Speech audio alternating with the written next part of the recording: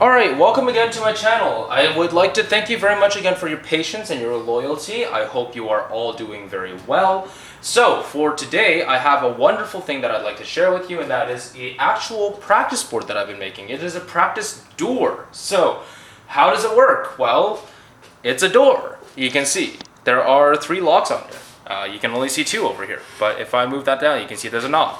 So, the way it's set up is, you can see there is going to be a beautiful Jimmy-proof lock at the top, which is very common. You can see this one is actually the Pearl River one that I featured in video 64. And if we take a look at the key, that's what it looks like there. Telescoping pin tumbler dimple key. In other words, it's just a clone of a multi-lock classic. Without trying to sound too pretentious there. There's the key. You see it works beautifully. Unlock the door there. If we move down just a little bit, what we can see is that we have a beautiful US lock grade 2 deadbolt with the C keyway 6-pin cylinder.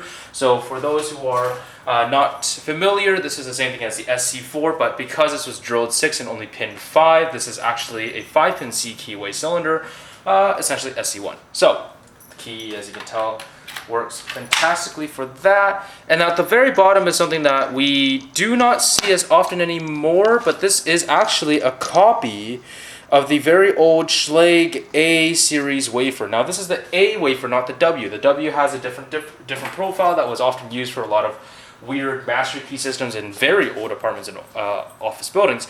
This is just the regular A. But even then, this was not ever master key. So the lock is locked. You can see the key.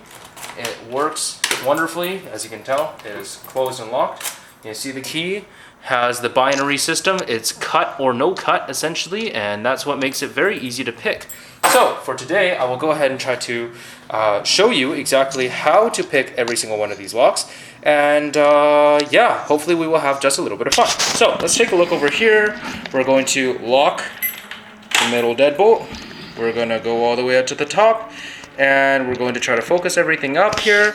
Again, I do not have anyone to help me with the camera work, unfortunately, so there we go. The door is locked, keys are out, and the door is perfectly locked, and it's beautiful. So let's go ahead and try to pick the lock. Now, being that this one does have telescoping pins, we could use standard picks, we could use dimple picks and stuff, but I'm going to try to treat this as if this is someone where, let's say there's a customer, they're locked out, and they want to be able to go ahead and get in fast and reliably. Now, yeah, I could use standard picks and do that, but if I have the choice, I will use my beautiful 2-in-1 multi-lock pick. Now, this was fairly expensive, but I will tell you it was under $100.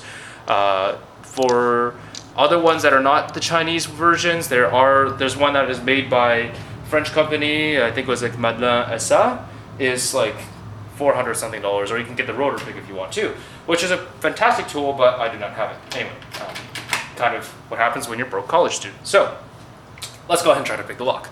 It's locked. There's no 2 ways about that. So let's go ahead and try to pick this open.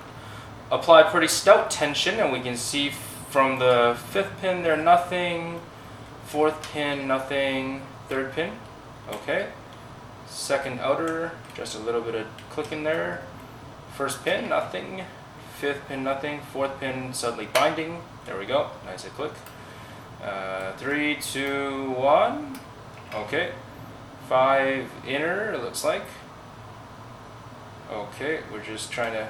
There we go. A little bit more movement, so I think all of the outer pins have been picked. Now it's just the inner pins. 4, 3, 2, 1 is binding on the inner pin very hardly. Now we move just a little bit more, 15-degree rotation approximately. So that means that all of the inner pins have actually been picked to shear. Now the inner pins are just hanging on to the actual outer pin position. So let's go ahead and try to pick those pins. Only 2 or 3 usually. 4, 3 is nothing, 2 got nothing, 1, and there we go. The lock is open. So try to zoom out on that, zoom in over here, and if you take a look, the lock is open. Always withdraw your tool first before you try to open the door. Otherwise, you will wreck your tool. So don't wreck your tool. It's not nice. So let's go ahead and try to move down to our middle lock, which is a standard deadbolt. A US lock, beautiful lock, really, really nice grade 2 lock. It's similar, very similar to, I believe it's the LSDA 220 series, but nothing really spectacular about it, to be honest. So let's go ahead and give this a try. Again, very simple, but this time I'm going to try to get in fast. So a nice quad sinusoid rake. Watch my other video about the Wonder Waves and you will see why I love this tool. But the way it works is you apply light tension over here, nice and light tension. You go in over here and hopefully everything is still in focus. And you just go into over here and you jiggle the pins, basically. Light tension, jiggle the pins. And eventually, if you are not too nervous, which, I don't know, which usually happens when it gets really cold, what you can do is that you can go ahead and just try to rake the lock open. So it doesn't quite work, so release everything and then try it again. There we go, much better. And with just a little bit of jiggling in and out, and there we go, lock is open, just like that. See that? The lock is open.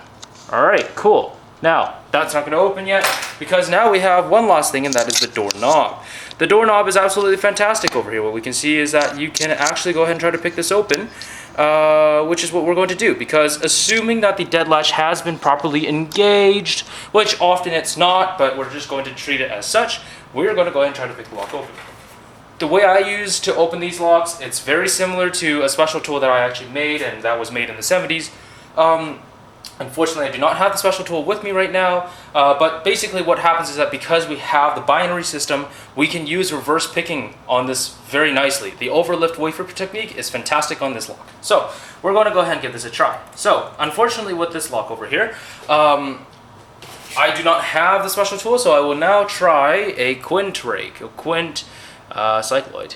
So you can see over there, it's a pretty cool rake. Yeah, anyway, so nice Z bar over there, flat tension wrench over here. We're gonna give it a try. Find if it's the top or the bottom wafer that is actually not the master, but the, I think it was like the series. I can't remember exactly. But anyway, what happens is that you try to turn it, you pick it, and eventually what will happen is that the plug will turn quite a bit. Now, go ahead and give it a try. Pick the bottom one over here, and you see there's a huge false set. Now what you can do here is you can stick this in here, and you can kind of release the tension just a little bit, and you'll hear a click, so you can jiggle the knob sometimes. And once you hear that click, that lock is open. So there you go. That's all there is to it. Thank you very much for watching. I will show you the back over here since we do have just a little bit of time over here. Let's take a look. This is the lock. This is the inside over here.